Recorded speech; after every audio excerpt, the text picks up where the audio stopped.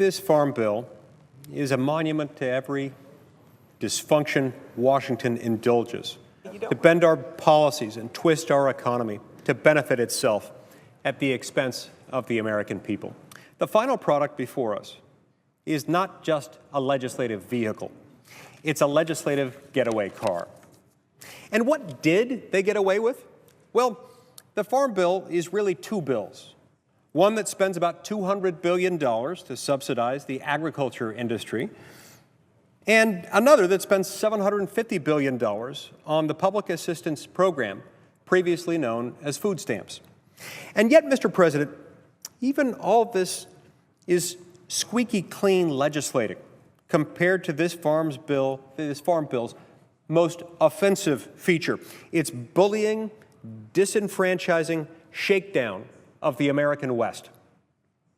Most Americans who live east of the Mississippi have no idea that most of the land west of the Great River is owned by the federal government. Now, I don't mean national parks, protected wilderness, national monuments, and the like. We've got a lot of those, and we love them. I'm just talking about garden variety land, the kind that is privately owned in every neighborhood and community across the country. More than 50% of all the land west of the Mississippi River is controlled by a federal bureaucracy. In my own state, it's 63% of the land. In Daggett County, it's 81%. In Wayne County, it's 85%. In Garfield County, it's 90%. 90% of the land in Garfield County isn't theirs. In communities like these, financing local government is a huge challenge. There, like in the East, local government is funded primarily by property taxes. But in counties and towns where the federal government owns 70, 80, or even 90% of the land, there simply isn't enough private property to tax to fund basic local services.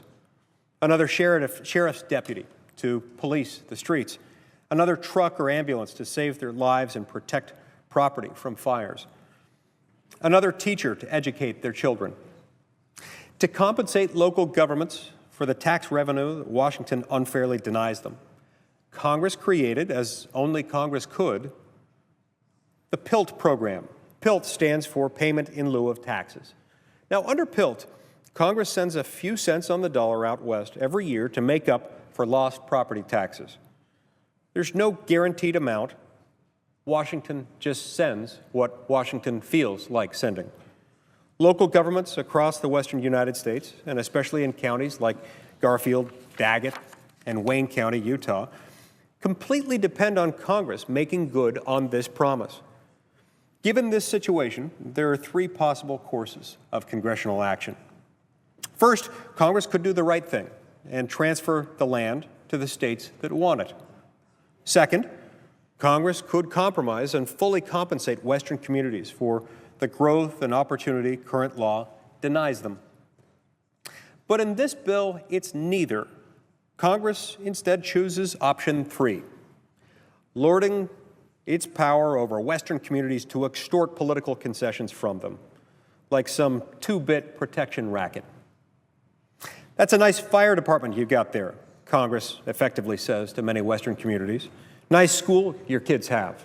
It'd be a shame if anything would happen to it. These states and these communities are looking for nothing more than certainty and equality under the law. Yet Congress treats these not as rights to be protected, but as vulnerabilities to be shamelessly exploited. The end result of this legislation will be to disenfranchise and extort the American people, to benefit special interests, to enrich the well-connected at the expense of the disconnected. Our constitutional republic, our free enterprise economy, and our voluntary civil society depend absolutely on the equality of all Americans under the law. This legislation dangerously subverts that principle. Furthermore, the land out west is not going anywhere. This should be an opportunity for us to bring our people together, not turn our regions against each other and turn the right to local government into a dangerous political football. It's time to have a serious debate about a permanent solution to federally owned lands that can improve economic opportunity and mobility while reducing the national debt and deficit. I believe we are capable of finding such a solution.